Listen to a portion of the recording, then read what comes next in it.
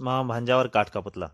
इसके पिछले भाग में आपने पढ़ा कि रामू काका एक विश करते हैं कि ये काठ का पुतला असली बन जाए, और वो सो जाते हैं। और घुमंतू चीटा भी विश करता है कि हाँ, ये रामू काका की विश पूरी हो जाए। तभी एक प्रकाश बन जाता है, और वो प्रकाश पुंज एक परी बन जाता है। वो होती है नीली परी।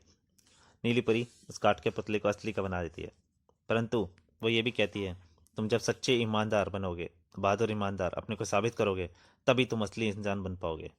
अब उसके आगे, अगर मैं तुम्हें एक जरूरी काम सौंपूं तो तुम करोगे घुमंतू? क्यों नहीं, आप हुक्म कीजिए। पिंचू को समझबूझ की जरूरत है। उससे ये नहीं पता कि क्या सही है और क्या गलत। तुम इसको सही राह दिखाओगे। फिर वो घुमंतू चींटे को अपनी छड़ी चुभाती है। घुमंतू चींटा, झुको नीचे, मैं तुम पर अपनी छड़ी रगड़ देती हूँ। आज से तुम बुद्धिमान चींटे हो। उसके कपड़े बदल जाते हैं। अरे वाह, मेरे कपड़े तो नए हो गए। अब तो एक काम करने में मजा आ जाएगा। उधर परी बोलती है, मैंने वैसे तो इसे अच्छा बनाया है, लेकिन फिर भी तुम इसकी अच्छे काम करने में मदद करना, जिससे यह सचमुच का लड़का बन जाए। उसके बाद बोलती है, अच्छा पिंचू, अब मैं चलती हूँ। हमेशा अच्छा बनना और अपनी चेतना जगाए रखना। उसके बाद परी अदृश्य हो जाती है।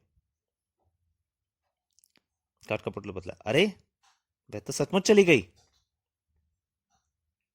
तब घूमतू चीटा बोलता है, ठीक है पिंचू, याद रखना परी ने क्या कहा है। हमेशा अपनी चेतना जगाए रखना, और तुम्हारी चेतना मैं हूं। ठीक है। उसके थोड़ा जोश में आ जाता है।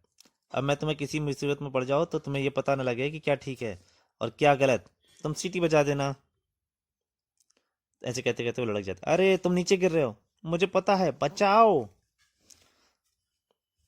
घुमंतु चीता नीचे आकर गिरता है, उसे रोकने के चक्कर में पिंचू भी नीचे गिर जाता है, और आवाज होती है भड़ाम। ओह। उनकी आवाज सुनकर बिल्ली जग जाती है। रामू काका भी जग जाते हैं। कौन है, कौन है?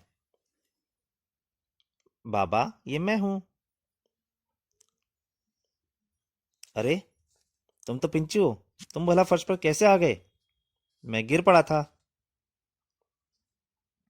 रामू काका को विश्वास नहीं होता। वो कहते हैं, पहले चश्मा लगा लूं। मुझे ऐसा लग रहा है जैसे यह पुतला बोल रहा है। हाँ, मैं बोल सकता हूँ बाबा, और मैं हिलडुल भी सकता हूँ। वो अपना सर खुजाते हैं। हाँ, क्या ये सच हो सकता है? लेकिन बाबा, ये सच है।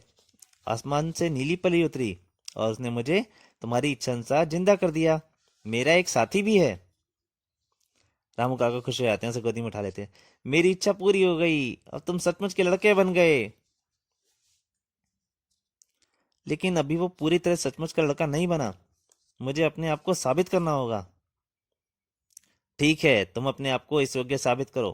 कल से तुम स्कूल जाओगे और सचमुच के लड़के बन जाओगे। घुमंतू चीटा कहता है, ओह स्कूल, अब तो मुझे सवेरे जल्दी उठना होगा। फिलहाल अब सोया जाए। और एक माचिस में घुस जाता है। अगली सुबह, अब तुम स्कूल जाओ पिंचू, और ये सेब अपने अध्यापक को देना, और ये रही तुम्हारी किताब। ठीक है बाबा, मैं स्कूल चलता हूँ। घुमंतू चीटा पीछे रहा, वो जा रहा है, मैं आज कुछ ज्यादा देर तक सोता रह गया, मुझे जल्दी करनी चाहिए।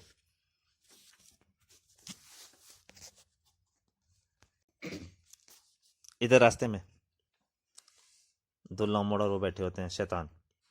मुझे हवा में खुशबू मिल रही है, हमारा शिकार आ रहा है।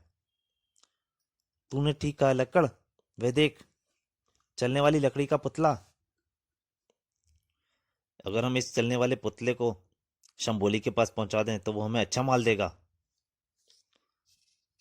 तब तक वो काठ का पुतला पहुंचता है, उसे जानबूझ के वो गिरा देता है छड़ी लगा के। हाँ तो लक्कड़ यार, मैं क्या कह रहा था कि ओह माफ करना भाई, तुम गिर गए। वो छड़ी जानबूझ के लगाता है ताकि वो टकरा के गिर जाए। अरे तुम तो बड़े ही खूबसूरत हो, कहीं तो तुम तो कोई राजकुमार तो नहीं, या फिर किसी बड़े आदमी के लड़के? नहीं, मैं तो बस पुतला हूँ, लेकिन मैं स्कूल जा रहा हूँ, और जल्दी ही सचमुच का लड़का बन जाऊंगा। स्कूल? स्कूल? तुम जैसे तेज बुद्धिमान लड़के को स्कूल भेजा जा रहा है? उससे भड़काते हैं जानबूझ के। तुम स्कूल क्यों जाते हो मेरे दोस्त? तुम तो मेरे दोस्त से भी ज्यादा स्मार्ट हो। ये कभी स्कूल नहीं गया। तुम तो ड्रामे में काम करो। ड्रामे में काम? अरे तुम तो थिएटर के चमकते सितारे हो, मैं भी से तुम्हारा नाम चमकता हुआ देख रहा हूँ। पिंचू महान।